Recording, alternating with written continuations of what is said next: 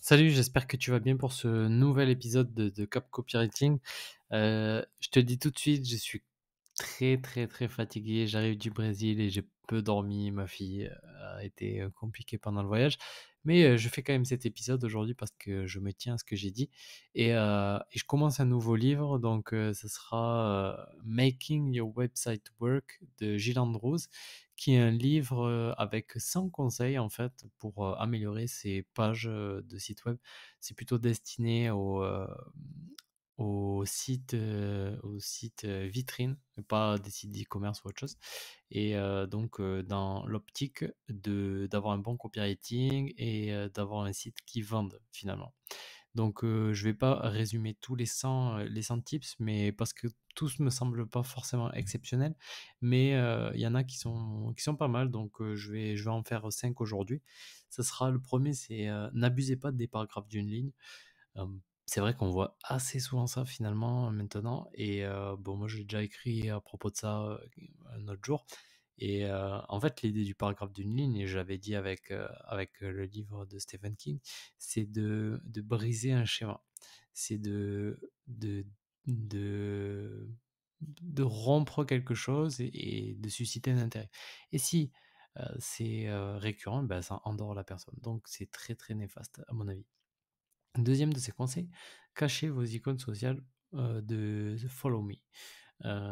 Pourquoi? Parce que les icônes sociales, elles vont pas servir à grand chose, et au contraire, elles vont détériorer le taux de conversion, parce que ça va, enfin, on le sait assez souvent, il faut un call to action. Et enfin là, c'est pas vraiment le cas, mais les liens des Follow Me sont cliquables. Et si tu fais, t'as quelqu'un sur ton site web et tu le fais partir de ton site web, il va aller sur ta page de, de réseaux sociaux. Ok, très bien. Mais après, qu'est-ce qu'il va faire? Qu'est-ce qui te dit qu'il va prendre rendez-vous avec toi, qu'il va acheter ton service, etc. Ben rien, en fait. Le seul endroit où elle recommande, et c'est parce que en fait c'est fait par tout le monde à peu près, c'est de le mettre en bas dans le footer. C'est quelque chose qui peut être utile si les personnes ils ont vraiment envie d'en savoir plus. Voilà, dans ce cas-là, ben ok. Alors, autre point intéressant que j'ai récupéré, c'est combien de boutons call to action est-ce que vous devriez mettre sur votre page d'accueil? C'est la question qu'elle pose.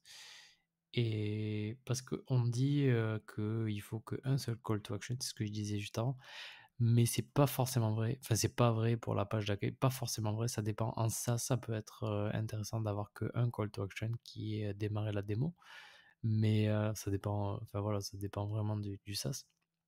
Mais sinon, en général, il y en aura plusieurs, parce qu'on ne sait pas par où elle est arrivée, la personne, qu'est-ce qu'elle a vécu, et donc les gens, ils ont des envies différentes, et donc il faut leur laisser la possibilité de pouvoir cliquer un petit peu partout.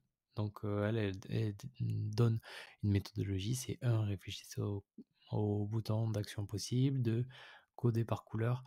Alors en fait, oui, il va y avoir les call to action principaux qui vont ressortir par rapport à la page, et les call to action secondaires qui vont être un peu plus ternes, parce qu'on n'a pas forcément envie que la personne elle clique dessus. Voilà.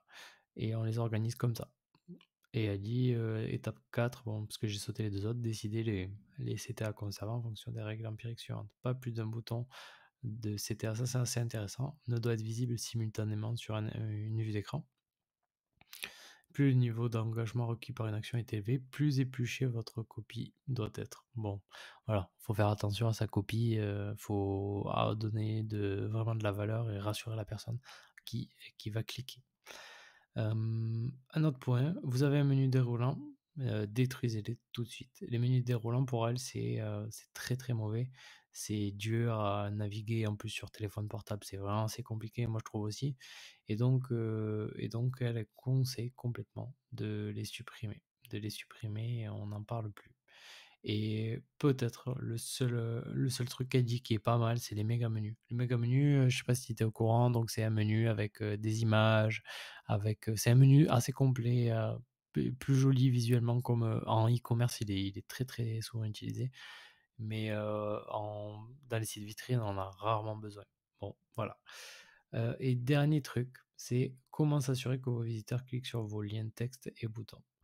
Lorsque quelqu'un navigue sur votre site web, vous n'êtes pas là en personne pour pointer et cliquez ici. Ouais, je reprends vraiment ce qu'elle dit, hein.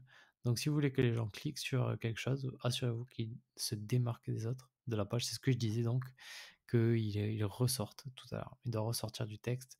Il doit ressembler. Faites ressembler vos liens d'appel à l'action importants à des boutons et donnez-leur une couleur qui se démarque des couleurs principales de votre thème. C'est ce que je disais. Donc voilà, c'était des petits conseils pour améliorer ta page. Si tu vois que ta page, bah, il y a des petites améliorations par rapport à ça, bah, tu peux déjà faire quelques petites retouches. Si tu veux quelqu'un pour s'en charger et avoir un site qui convertisse, ben voilà, je suis là. Allez, ciao, bonne journée.